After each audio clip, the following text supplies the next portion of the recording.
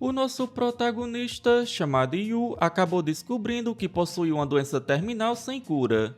Após isso, ele se trancou no seu quarto e passou o resto da sua vida jogando um jogo chamado Inner Lunatic. Para sua surpresa, após morrer, ele acaba reencarnando dentro desse jogo. Esta é a parte 18. Caso ainda não tenha visto as partes anteriores, deixarei uma playlist abaixo para vocês. Agora continuaremos de onde paramos. Com os olhos ardendo de ressentimento e dor, Rudiger encara com fúria Raiz, que permanece firme diante dele. A voz, carregada de sarcasmo e desprezo, ecoa com força.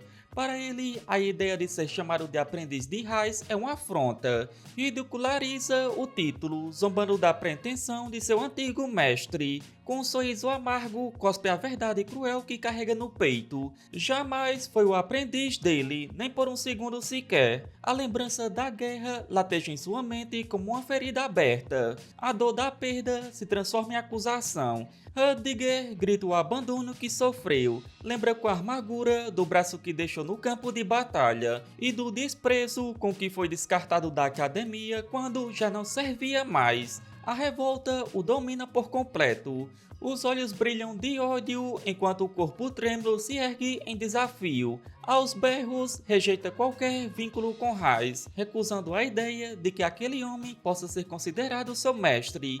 Para ele, isso é apenas uma ilusão egoísta. Raiz escuta em silêncio, os punhos cerrados e a sombra em seu rosto revelam o peso das palavras que estão por vir. Quando finalmente fala, sua voz carrega arrependimento. Admite o abandono, mas tenta explicar que sua decisão não foi motivada por desprezo, e sim por preocupação. Avançando lentamente, Raiz revela o verdadeiro motivo por trás de suas ações. Explica que tudo o que fez foi por temer que Rudiger tivesse o mesmo destino trágico do seu próprio filho. Com o rosto tomado por remorso, Raiz confessa que expulsar Rudiger da academia foi a única saída que encontrou. Ele relembra a obstinação do jovem em partir para o campo de batalha, e com isso o levou a tomar uma decisão difícil, mas necessária em sua visão. No chão, ainda enfraquecido, Rudiger mantém o olhar firme e o semblante decidido. Sua voz agora é serena, mas cheia de convicção. Para ele, cada escolha pertence a quem a vive. Rudiger, com o corpo ainda abatido, mas a voz carregada de mágoa e rancor, acusa Raiz com palavras afiadas. Relembra como o orgulho do professor o cegou e como toda a reputação que um dia teve foi despedaçada. Para o continente inteiro, não passava de um lixo abandonado pela própria academia. Raiz escuta em silêncio, visivelmente abalado. Ao responder, revela surpresa e culpa por não ter compreendido antes o peso de sua decisão. Não sabia o quanto Rudiger havia sofrido com tudo aquilo, mas as palavras de culpa ficam presas entre os lábios. Rudiger o encara com um olhar de dor e revolta. A magia pela qual sacrificou tudo, aquilo que tanto desejou, agora está diante de si em forma de maldição. Questiona se era realmente esse o destino da magia que ambos almejavam. Os olhos dele se apertam, um sorriso torto surge, amargo como um veneno. Ele sabe a verdade, sabe que não há mais caminho de volta.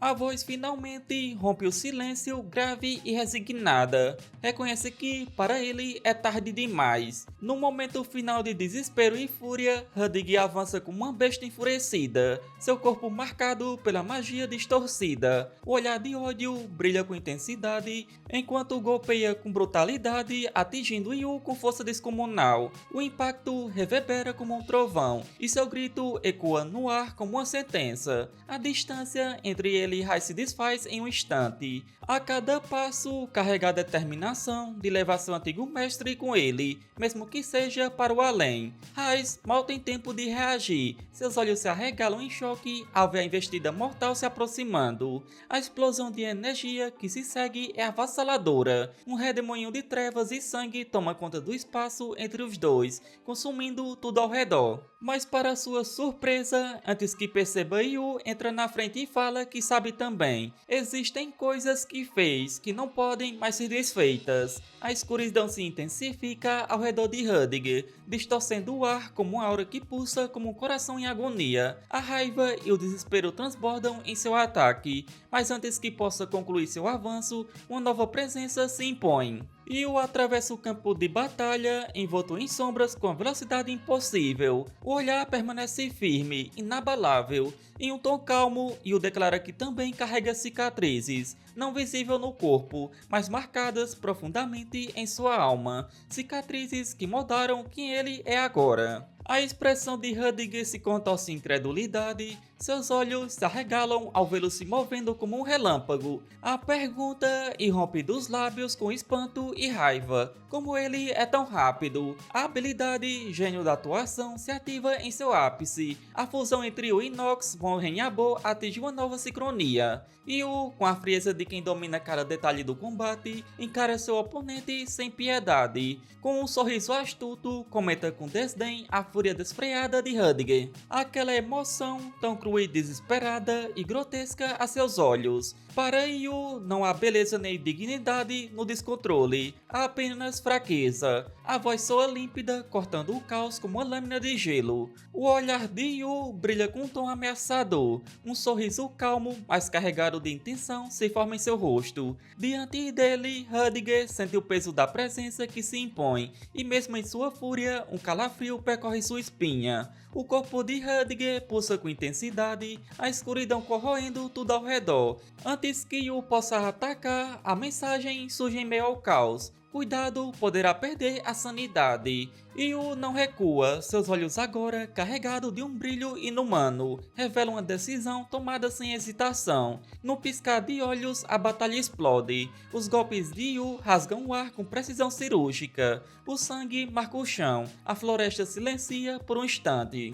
Yu permanece em pé, o rosto manchado pelo sangue do combate, mas o olhar ainda afiado, consciente. Ele se vira lentamente e atrás de si, onde antes estava Rudiger, resta apenas uma mancha escura que se desfaz com a poeira ao vento. Enquanto Rai se aproxima com passos lentos, os olhos arregalados pela cena que acaba de testemunhar. Rai observa os últimos vestígios de Rudiger desaparecendo no ar, fragmentos negros sendo levados pelo vento entre as árvores. O peso da realidade o alcança e a expressão de choque se transforma em dúvida profunda. A voz dele, trêmula, rompe o silêncio, chama por Yu hesitante. Yu se vira lentamente, o rosto sereno, apesar do sangue seco em sua pele. A pergunta que Rais faz, porém, não é simples. Ajoelhado, com o rosto tomado por angústia, questiona o que deveria fazer. Yu, sem se mover, o encara com a mistura de cansaço e frieza.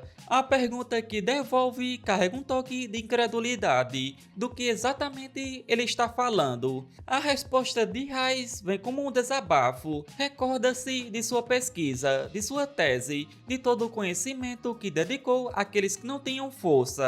A crença de que a magia deveria existir para amparar os fracos. Mas agora, à beira de tudo o que testemunhou, já não tem certeza se isso ainda tem algum sentido. As palavras saem lentas, mas pesadas. Diz que não sabe, mas se sua pesquisa tem valor, se há algum propósito real naquilo tudo. Confessa que nem mesmo conseguiu proteger seu próprio aprendiz e que, diante disso, se pergunta se há qualquer sentido em continuar com sua pesquisa. As mãos, agora sujas e trêmulas, se erguem à frente dos olhos e nelas ele já não vê propósito, apenas falhas. Com a voz tomada por amargura, admite que perdeu a direção da própria vida. Yu o observa em silêncio. As roupas, ainda manchadas pela batalha, contrastam com a seriedade de sua postura. Ele declara que não sabe qual é exatamente a relação entre Rais e aquela criatura demoníaca, mas que o que fizeram foi um mal menor, uma escolha necessária, um sacrifício.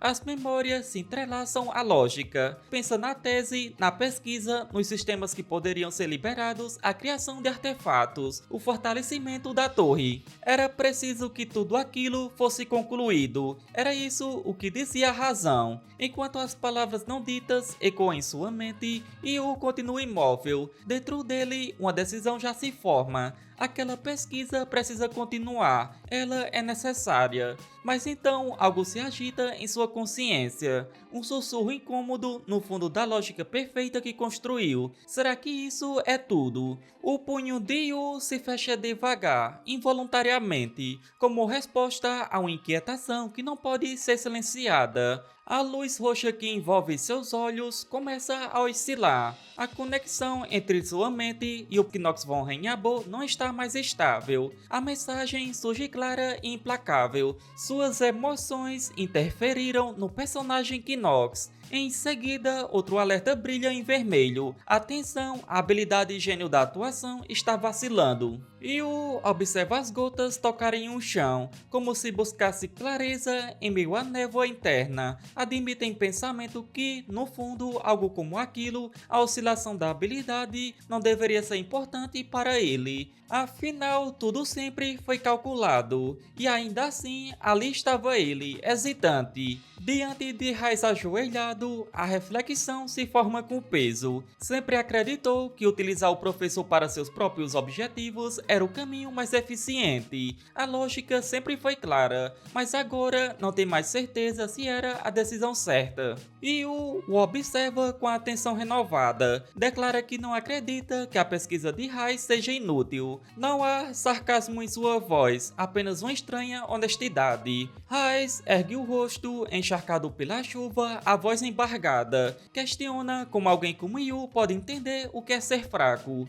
Yu escuta em silêncio e responde com franqueza cortante que sim, viu tudo, e confirma sem hesitar, parecia patético. Yu permanece em silêncio por um momento, observando a figura abatida de Raiz diante de si. A chuva continua caindo, fina e constante, como um pano de fundo que silencia o mundo ao redor. Então, seus pensamentos finalmente se alinham, ele entende agora. Raiz, com sua fragilidade, suas contradições e sua sinceridade, atravessou as defesas que ele mesmo nem sabia que mantinham, e por isso tudo vacila. Cada palavra dita por aquele homem o atinge. Enquanto caminha até ficar de pé à frente de Raiz, Yu encara a realidade. Não está vacilando por fraqueza, mas porque finalmente algo afetou de verdade. Raiz, ainda ajoelhado, ergue o rosto, esperando repreensão ou julgamento. Mas o que recebe é inesperado. Yu começa a falar de si, com naturalidade desconcertante.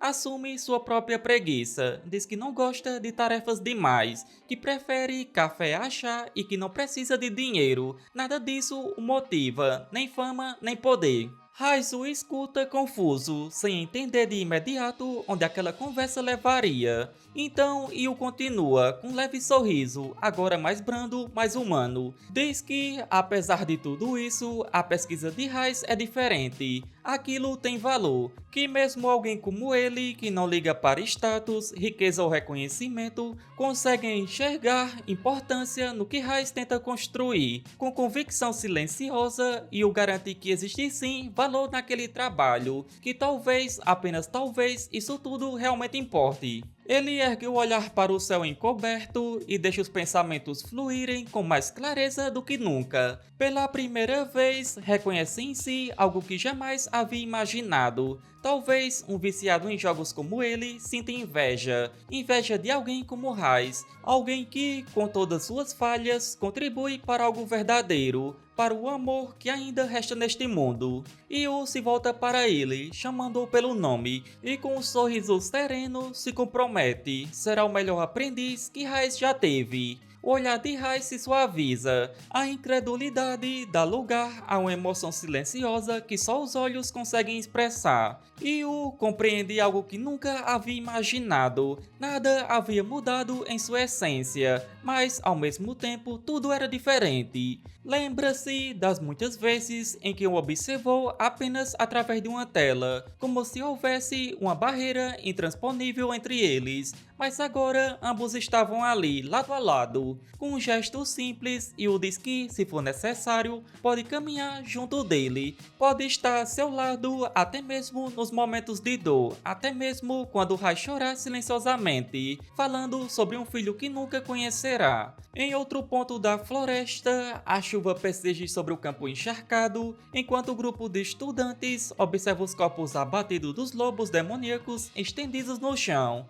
Os ventos carregam o cheiro de sangue e o fim de mais uma batalha. Peraceusus caminha entre os corpos com passos lentos, soltando um suspiro aliviado. Atrás dele, Leon se aproxima em silêncio, também ofegante. Alguns dos alunos ainda em choque, outros simplesmente exaustos. Peraceusus quebra o silêncio com um comentário sarcástico. Admite que, por mais que sempre tenha taxado Knox de excêntrico, agora percebe que não é o único lunático por ali. A lembrança dos mortos-vivos ainda pesa em sua mente. Eles não eram como os outros, não pareciam nem mesmo da mesma espécie. Havia algo profundamente diferente em sua presença, algo impossível de ignorar. Penélope admite a dificuldade de acreditar no que enfrentaram. Um exército de criatura com tamanha força. Era difícil de aceitar que existiam, mas a realidade diante deles não podia mais ser negada. As famílias das trevas, que por tanto tempo pareciam adormecidas, agora voltavam a se mover. Penélope hesita antes de concluir. Embora relute em dizer aquilo em voz alta, precisa reconhecer. Os boatos sobre o retorno da Casa Marvas são verdadeiros. Com um olhar grave, ela reforça que todos ali deveriam gravar em suas memórias. Leon von Marvas está de volta, e seria prudente que todos se lembrassem bem desse nome. Echidna responde prontamente, prometendo vigilância total. Um pouco mais ao lado, Leo segura com firmeza um cristal de mana de mais alto grau, seu brilho intenso ainda pulsando com energia residual. Ele o observa em silêncio, ciente de que, se não fosse por aquele cristal, talvez não estivesse em pé agora. A vitória, por mais sólida que pareça, não era garantida. Aquilo havia sido um limite. Seus olhos se voltam para Yu, refletindo em silêncio. É como se aquele rapaz tivesse visto o futuro. Um grito corta o ar, chamando todos os presentes. Os estudantes se voltam atentos e apreensivos. Vernon surge entre as árvores, abrindo o caminho. Pergunta com urgência se todos estão bem. Os olhos percorrendo o grupo como um comandante que retorna ao campo após a tempestade. Entre os alunos, um deles responde com honestidade cansada. Estão bem, mais ou menos. A tensão no grupo começa a se dissipar enquanto os sobreviventes se reagrupam, mas Vernon pergunta se houve alguma baixa. A resposta vem rápida da princesa, os olhos firmes mesmo sob a chuva. Ninguém morreu, no entanto, alguém deixou o campo de batalha. Vernon, agora à frente, volta-se à princesa e pede desculpas por sua chegada tardia. Em seguida, questiona quem foi o responsável por abandonar o combate. A resposta paira no ar, com um peso. Knox von Renhabor. Há um breve silêncio, mas Penélope intervém, deixando claro que não acredita que Knox esteja em perigo. Pelo contrário, foi graças a ele que conseguiram sobreviver por tanto tempo. Vernon, com olhar cético, pergunta se aquilo é verdade, e sem hesitação, Leo responde que sim, e complementa segurando um cristal, explicando que aquele artefato dado por Knox foi crucial para a vitória. Em meio às falas, mais testemunhas surgem. Peraceusus lembra que Knox também resolveu a questão das tendas e rações, cuidou de tudo. As expressões ao redor mudam. O ceticismo vai dando lugar à surpresa e gradualmente ao reconhecimento. Um por um, os estudantes começam a perceber o quanto dependeram daquele que antes era rotulado como inútil. Talvez Knox não seja o lixo que todos achavam que era. Outros concordam, embora alguns ainda façam ressalvas quanto à sua personalidade difícil, especialmente com as mulheres.